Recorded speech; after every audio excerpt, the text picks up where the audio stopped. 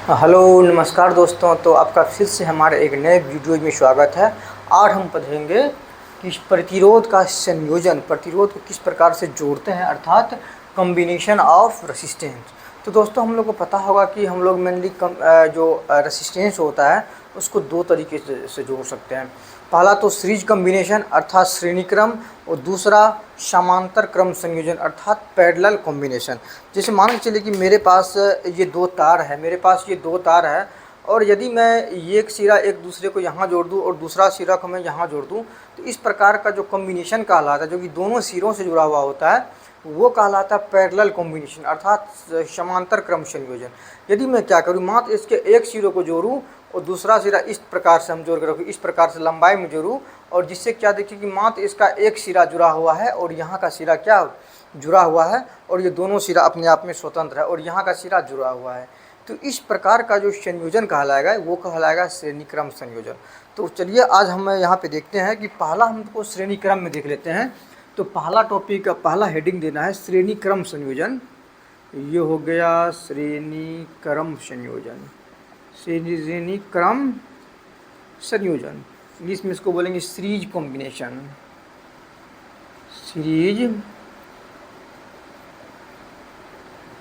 Series combination.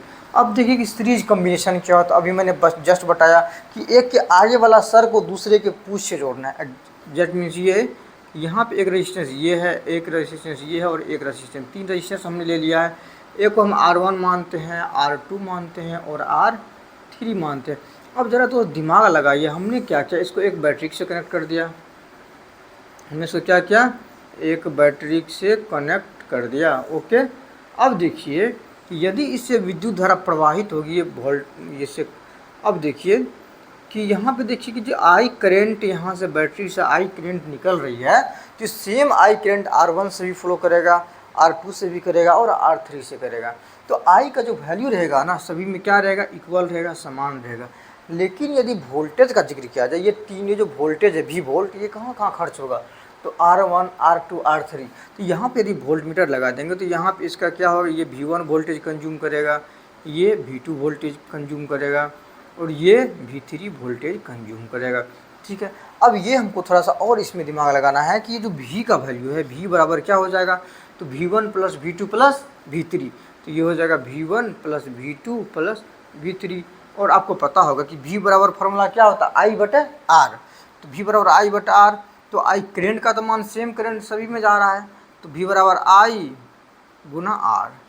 अब V बराबर I R और V1 बराबर क्या हो जाएगा, तो IR1। तो करंट इसमें भी तो I ही है, तो I और R1 प्लस V2 में भी करंट क्या है, करंट सेम है, I ही है, तो V2 बराबर IR2 प्लस V3 बराबर क्या हो जाएगा, करंट इसमें भी तो I ही करंट फ्लो कर रहा है, तो यहाँ हो जाएगा IR3।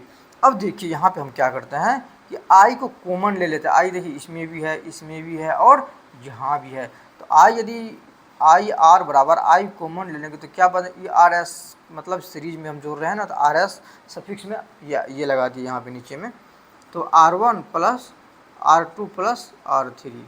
तो देखिए I कट गया, मतलब क्या, RS बराबर सीरीज रेसिस्टेंस का जो समतुल्य प्रतिरोध होता है, इक्विवेलेंट रेसिस्टेंस होता है, वो क्या हो जाएगा, R1 plus R2 plus R3। तो ये इसका क्या हो गया, एक इक्वेशन निकल गया कि कितना भी सीरीज रेसिस्टेंस होता है उसको जोड़ने के लिए हम लोग क्या करेंगे, सिंपल इसका जोड़ कर देंगे। जितना भी रेसिस्टेंस लगा हुआ रहेगा उसको सिंपल हम जोड़ देंगे, तो क्या निकल जाएगा, सीरीज रेसिस्टेंस लगा जाएगा। अब देखिए इससे रिलेटेड कुछ पॉइंट याद कर लिए कि सीरीज रेसिस्टेंस में क्या था, क्या सभी चीज़ में सेम था, तो सीरीज रेसिस्टेंस में क्या था कि इलेक्ट्रिक करंट का मान प्रत्येक रेसिस्टेंस में बराबर होता है, समांतर। ये सीरीज में क्या होता है कि I का मान क्या होता है, I का मान समान रहता है, I का मान समान रहता है। ओके, और वोल्टेज का मान क्या, ये तो वोल्टेज का मान तो अलग अलग प्रतिरोध के लिए अलग अलग रहता है। तो ये हो गया अपना श्रेणी क्रम संयोजन अर्थात सीरीज कॉम्बिनेशन। अब मान के चलिए कि यहाँ पे बहुत सारे रेसिस्टेंस है, R1, R2, R3 के ढेर सारा है, तो बस इसी में उस तरह से क्या करना है, ऐड करते जाना, R4, R6 इस तरह से कर लेंगे। ठीक है, अब देखिए कि श्रेणी क्रम हो गया। अब हमको देखना है कि समांतर क्रम संयोजन अर्थात पैरेलल कॉम्बिनेशन क्या होता है। चलिए, तो दूसरा नंबर हम हेडिंग डालते हैं यहाँ पे पैरेलल कॉम्बिनेशन, समांतर क्रम संयोजन, अर्थात जो रेसिस्टेंस है हमारे पास, इसको समांतर क्रम में किस प्रकार से जोड़ना है इसके बारे में पढ़ना है। तो चलिए यहाँ पे हेडिंग देते हैं कि समांतर संयोजन, समांतर क्रम संयोजन, समांतर क्रम संयोजन बोले तो parallel combination, PARALL, parallel combination. अब देखिए समांतर का मतलब क्या होता है कि एक दूसरे के पैरेलल चलना। मान के चलिए कि मेरे पास एक रेखा ये है, हम बोलूँगा समांतर चलना है, तो दूसरा रेखा डाल देंगे, इसके समांतर तीसरा डाल देंगे। तो समांतर क्या होता है, एक दूसरे के पैरेलल चलना, वही समांतर कहलाता है। देखिए बीच का डिस्टेंस सेम होता है, एक ही लाइन। चलिए अब देखिए समांतर क्रम संयोजन में क्या होता है, यहाँ भी हम क्या कर लेंगे, 3 रेसिस्टेंस को जोड़ते हैं। इससे पहले जो सीरीज में हमने 3 रेसिस्टेंस R1, R2, R3 को सीरीज में जोड़े थे, अब उसको हम क्या करते हैं, पैरेलल एक बार जोड़ के देखते हैं कि क्या हमको इक्वेशन निकलता है।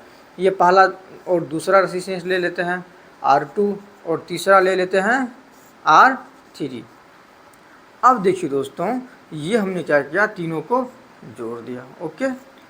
और इसको हमने एक बैटरी से ऐड कर दिया। अब देखिए इससे इलेक्ट्रिक करंट निकल रहा है, ठीक है ना, आई करंट निकल रहा है, इलेक्ट्रिक करंट इसका आई हो गया। अब ये आई जो यहाँ तक तो आई आया, लेकिन यहाँ पे देखिए जो विद्युत धारा है 3 रास्ते में बट गया, पहला ये रास्ता और दूसरा रास्ता और तीसरा रास्ता।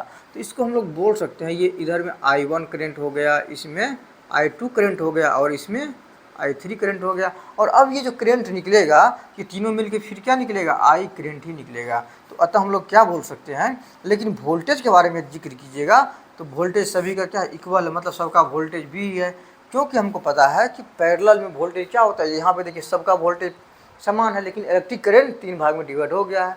तो डेट मीन्स हमको इस तरह से हम लिख सकते हैं कि जो I बराबर क्या हो जाएगा, कि I1 plus I2 plus I3।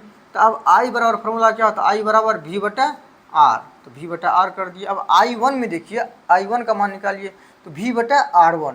तो V का मान तो V सब में सेम है, इसका भी V क्या है, इसमें भी V, इसका भी V और इसका भी V, सबका क्या है, V है।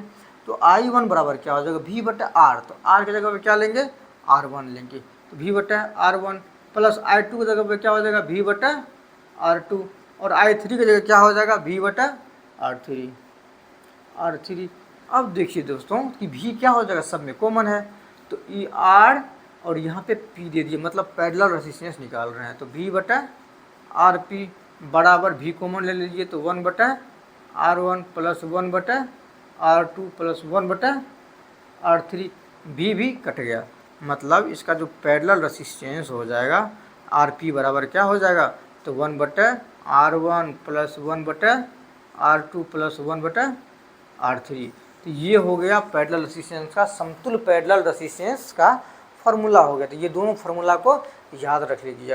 अब देखिए जो पैरेलल में वोल्टेज, पैरेलल में जो सारा इक्विपमेंट लगा हुआ है, आपको दोस्तों पता होगा कि हमारे घर में जो भी अप्लायंस होते हैं, जो भी इलेक्ट्रिक इक्विपमेंट होते हैं, चाहे बल्ब हो गया, पंखा हो गया, रेफ्रिजरेटर हो गया, फ्रिज हो गया, ETC, ये सभी का सभी इक्विपमेंट होते हैं पैरेलल में ही लगाया हुआ होता है। अब सोचिएगा कि कैसे पैरेलल में लगा हुआ। तो दोस्तों मेरे पास देखिए एक बल्ब है, और बल्ब में यहाँ पे देखिए लिखा हुआ है, आपको पता नहीं दिखाई, यहाँ पे देखिए लिखा हुआ है 220 से लेके 220 टू 240 वोल्ट और 10 वाट। मतलब ये बल्ब जो है ना 220 वोल्ट से लेके 240 वोल्ट तक यदि वोल्टेज रहेगा तब ये सही से जल पाएगा, और इसका कैपेसिटी है, इसका जो क्षमता है, पावर है, वो 10 वाट का है।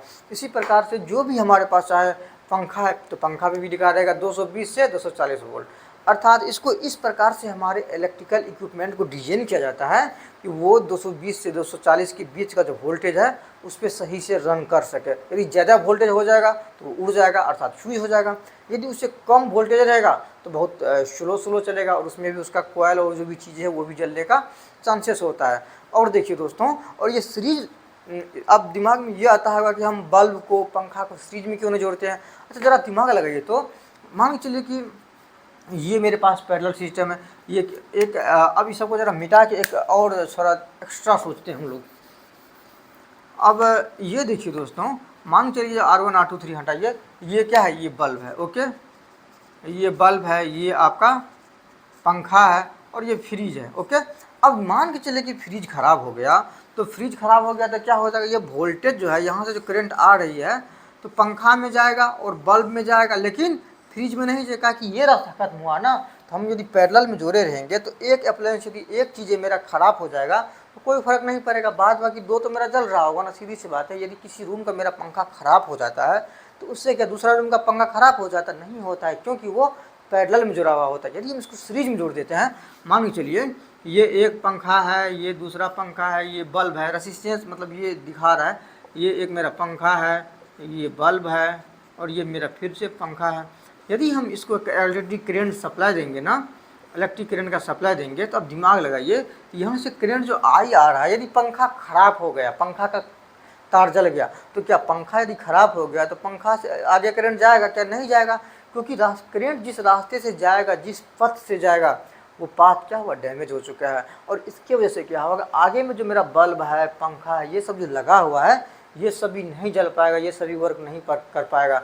और इसीलिए हमारा जो इक्विपमेंट होते हैं, जो भी चीज़ें होता है, इलेक्ट्रिक अप्लायंस होता है, वो इस तरह से डिजाइन किया जाता है कि उसको हम लोग समांतर में जोड़ के सही से उसको चला सकते हैं। आप देखिएगा कि शादी विवाह में जो एक वो जो चुकभुकिया टाइप का बल्ब होता है, लत्ती टाइप का जो बल्ब होता है, वो सीरीज में जोड़ा जाता है। देखिएगा कि जहाँ वो ख़राब होगा ना, जैसे यहाँ, जैसे ये है, वो ख़राब हो गया ना, यहाँ ख़राब हो गया तो बस ये जलेगा, इसके आगे वाला सभी जो है ना ख़राब हो जाएगा, कोई नहीं जलेगा। ख़राब तो नहीं होगा लेकिन जलवे नहीं करेगा, क्योंकि यहाँ यदि ख़राब हो जाएगा एक जगह पे, तो वो सीरीज में जुड़ा रहता है, सीरीज में जुड़ा रहता है कि जिस जगह पे ख़राब हो गया उससे आगे वाला कोई जलवे नहीं करेगा। तो उसको क्या होता है कि उसका जो कहाँ पे दिक्कत हुआ है, कौन सा बल्ब ख़राब हुआ, उसको चीज़ को ढूंढने में कठिनाइयों का सामना करना पड़ता है। लेकिन समांतर करंट में क्या होता है, जो ख़राब हुआ बस वो नहीं जलता है, बाद बाकी सारा जलते रहता है। तो ये हो गया। और देखिएगा कि समांतर करंट में क्या है, कि इसमें क्या है कि वोल्टेज ये जो पैरेलल है ना, समांतर क्रम में भी समान रहता है, भी समान रहता है। मतलब ये कि इसमें सभी R1 R2 R3 सभी के लिए भी का वैल्यू सेम था। और हम लोग अपना अप्लायंस में भी देख सकते हैं, इलेक्ट्रिक जो हमारे घर में लगी हुई चीज़ है, पंखा को भी 240 ही वोल्ट मिलेगा, बल्ब को भी 10 वाट का उसको भी 240 ही मिलेगा।